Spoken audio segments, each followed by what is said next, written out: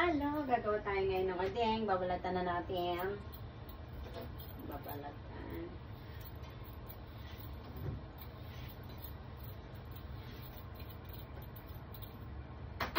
Tignan nyo, ang puti diba? Ang puti ng daikon nila dito. Ang puti-puti, ang puti-puti. Oh.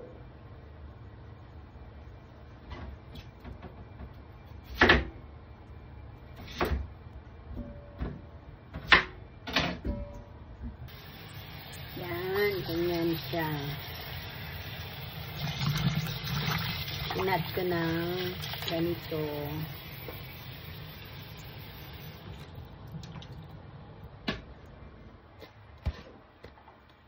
Inat ko ng paganyan. Ito naman yung konyako. Yeah. Alala. Alam blank.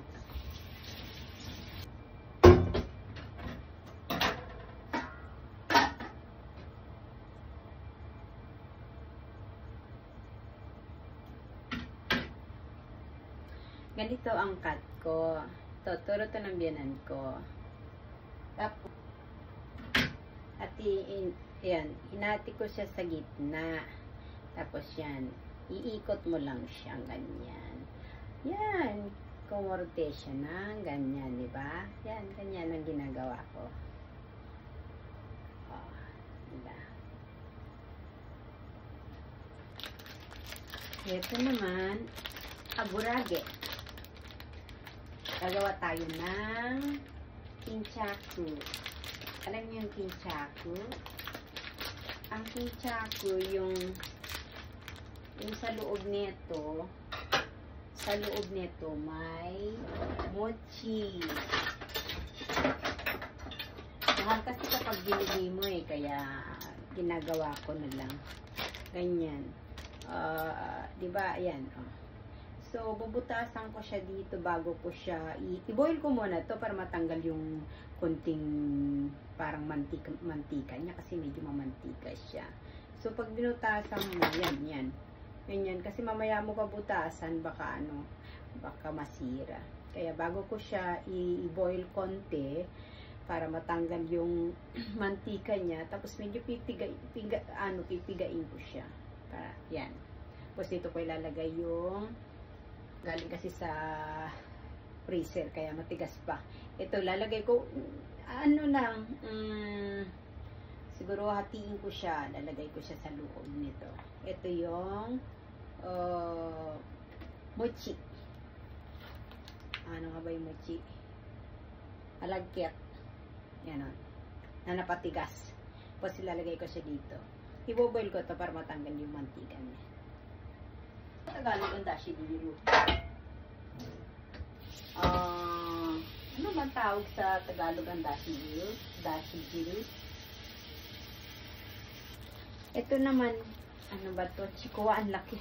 Ang laki yung chikuwa. Binili ko to sa sa trabaho ko I-cut ko na lang. So, chikuwa, ano to sa isda. Ay, isda nga ba? Oo, sakana isda. Chikuwa, hatiin ko na lang.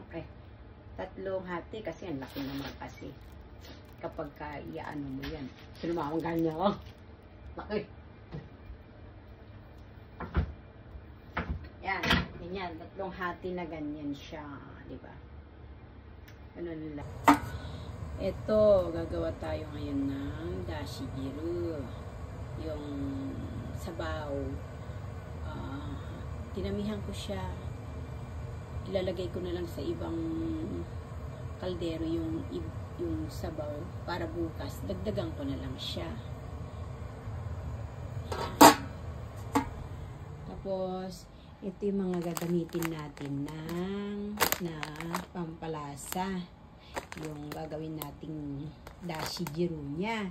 Ito yung katsuo flakes at ito naman yung dashi kobo. Yan. Talaga, matagal nga lang mag-prepare. Pero, naluto naman na, ay masarap naman ay kumain.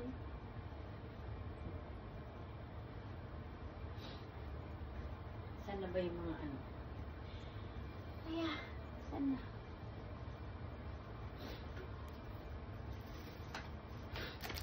Tatabi natin ito para bukas naman gamitin natin ulit. Tama yung apat. Walo ang laman nito eh, 8. So, 4 na lang gagawin ito. Tama na yan. Hindi na magkakasya sa kaldero ko. Masyado nang marami. Bukas na naman ulit, dagdagan ko na naman ng gu niya.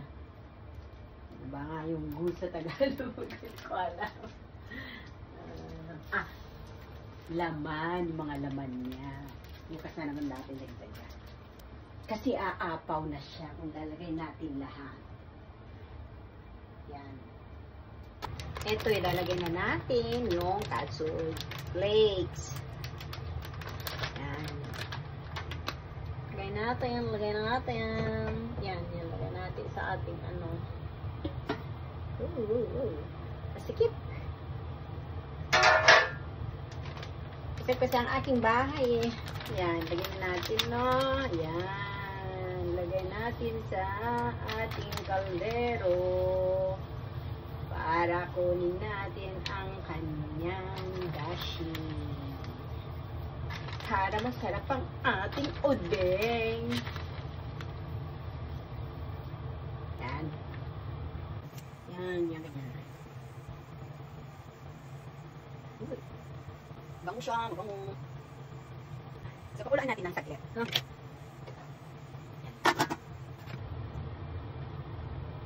Pwede na natin tanggalin. Tanggalin natin tong ito. Tanggalin natin siya. Kasi okay na. Nakuha na natin yung pampalasa natin. So, tanggalin na natin to. Yan, ganyan lang itsura niya.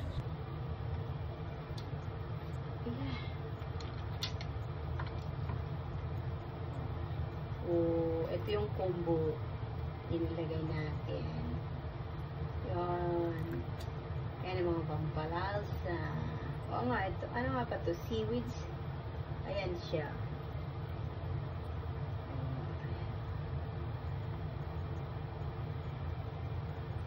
Galing natin yung konting haka niya. Pero wala siyang lasa. Ano lang, man lang natin, no? Ito, maglalagay tayo ng kakishoyu. Ayan, masarap to.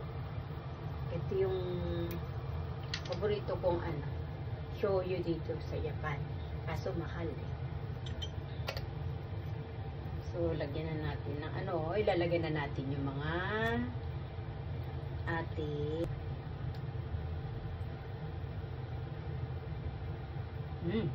okay na. Dagdagan pa natin konti ng shoyu. Ayan guys, ganyan na. So, bawasan natin ng konting. Lagyan natin dito para bukas.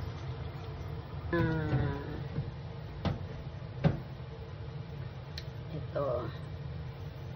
Yung kaganina, ito na yun. Lagyan na natin sa left. Yan, lalagyan na natin yung mga sangkap, daikon. Yan. Sama-sama na yan. Lagyan na natin.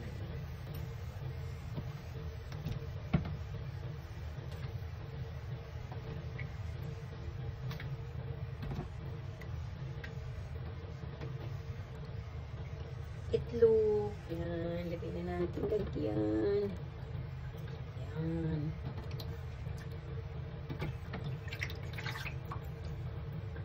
Yakult.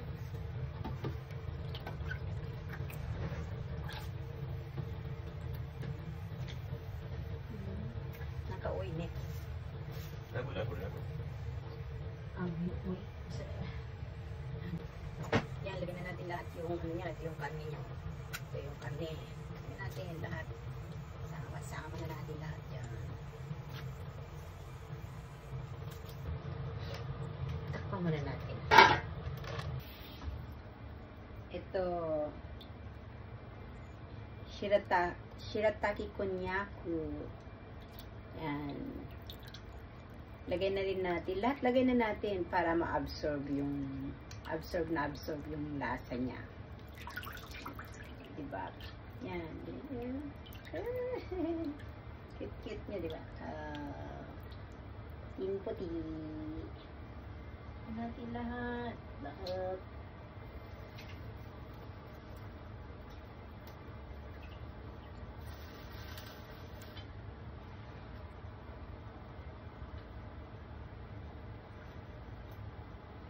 Sarap.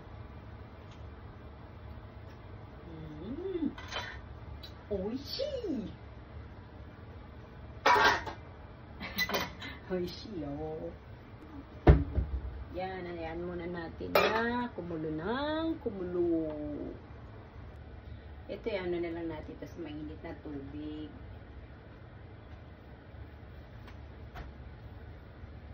Yan. Kuha tayo na mainit. Lagyan natin siya. Yan, nilagay ko na lang siya sa mainit na, nilagyan ko na lang siya ng mainit na tubig. So, maya-maya konti, tanggalin natin dyan. Pala, lamigin ng konti kasi mahirap na magpigaan na ganyan na mainit. Para matanggal yung konting mantika niya. Yan.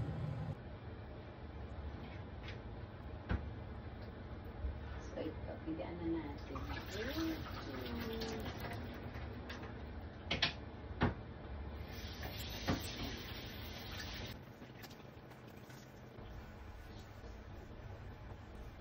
Yan, ganito siya, oh. Yun.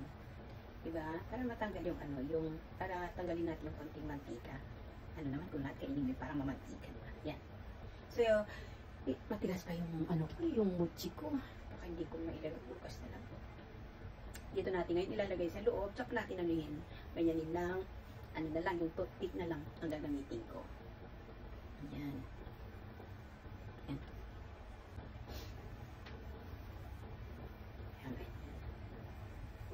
Mahal kasi pag bumili ka ng meron ng mochi sa loob eh.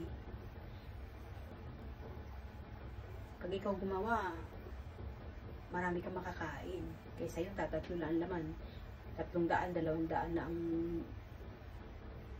bayad nun. Dumuna ako talaga.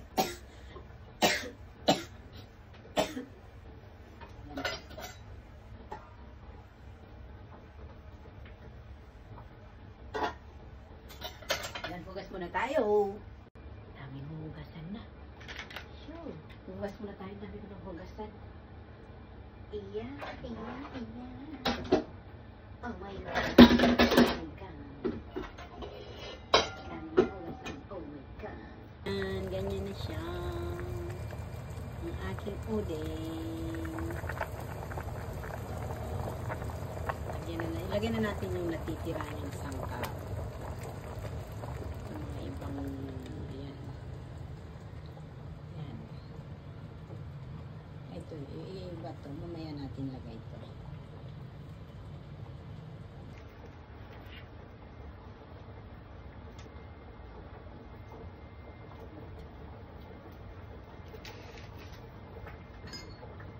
Hiro. Gachi de atsui. Hindi. Karada ni Wari. Dati, henay, akasugi. Akasisugi. Ano niyo ko na siya.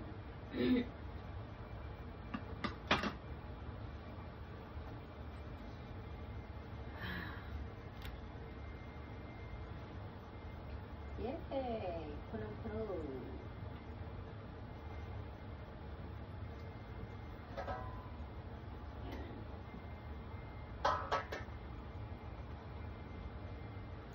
It's our hard days. Nothing gonna harm. It's our hard.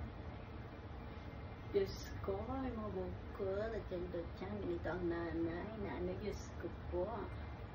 Ganito ang mga nanay sa Japan. Huwag gagang buhok. Diyos niyo. Ang mga aibag. Diba? Yan, ganun.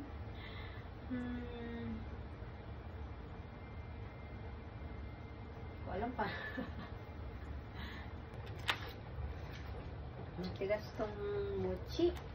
Bukas ko na lang gawin. Pwede naman bukas na lang ilagay. Tigas. Dito makakat.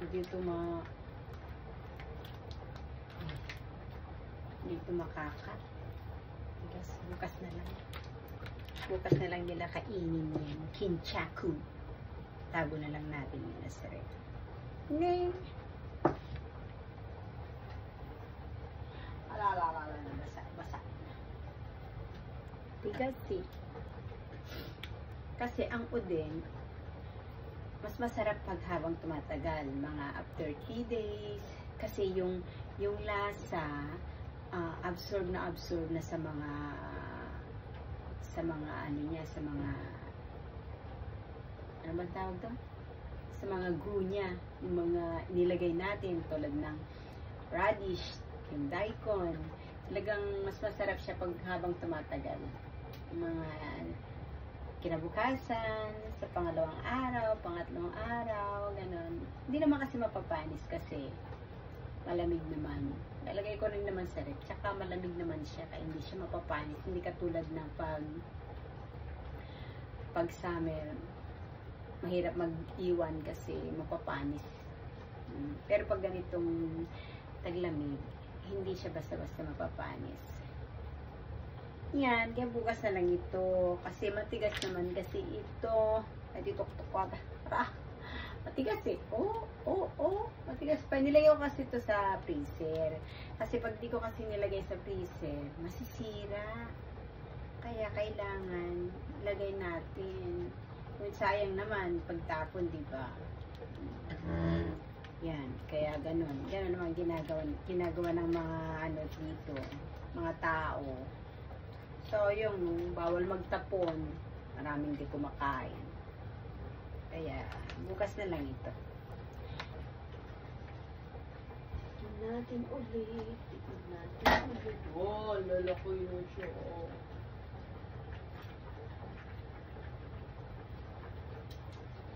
Wow, sarap. Sarap po. Sarap. Sarap.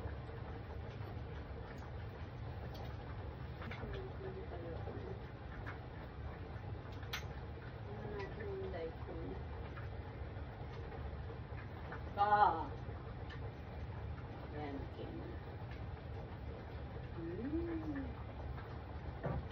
Pang natin yung daikon kung okay na. Tikman natin. Okay na siya. Tikman natin yung daikon kung malambot na ba. Diyos ko, huwag yun ang tinan yung mukha ko. Galing ko kasi sa trabaho ko. Nagluto pa ako. Siyempre, kailangan natin magluto. Itadakimasu.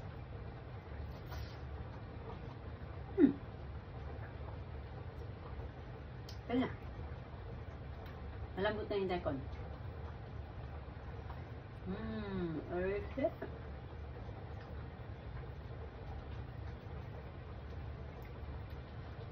Masarap kumain pag ganitong lamig.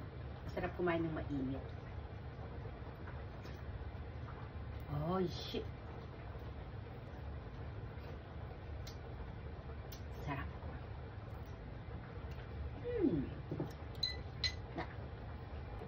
Yung dashi, iba-iba ang mga paggawa ng iba-iba yung mga paggawa ng mga tawag doon, yung paggawa ng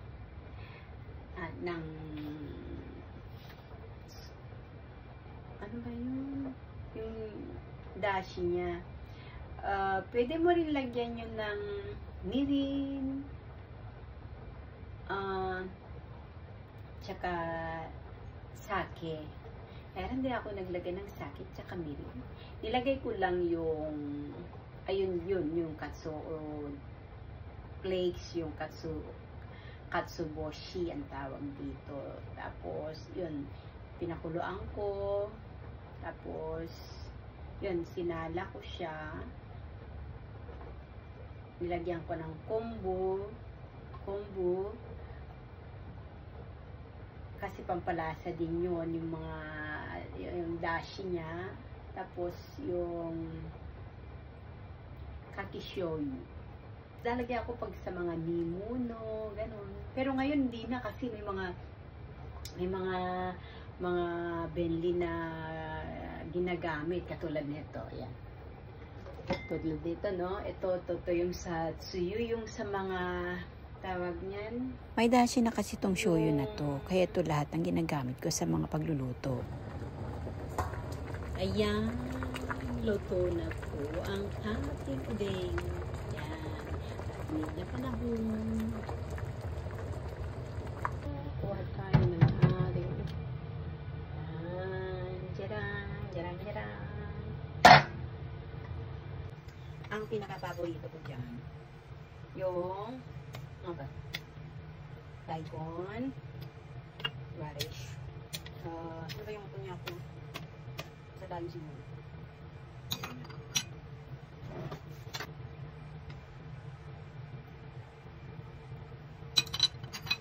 Patay ng sabaw. Yan. Kailangan. Kaya tayo. May uling. Tadakimasu. Kain na tayo. Yan. Sarap. Love. Ito yung daikon. Daikon yan. Konyaku.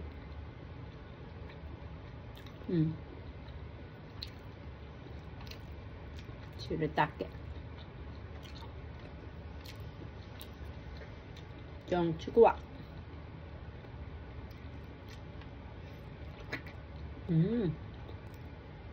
Mas masarap pag ikaw yung gumawa ng dashi niya. Kasi hindi masyadong matapang. Pag yung odeng no moto kasi medyo matapang, medyo maalat.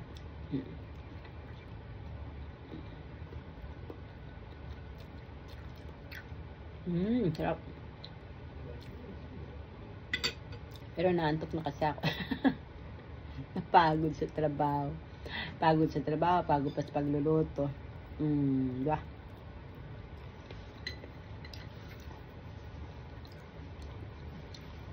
Ganun man ang mga buhay ng nanay dito.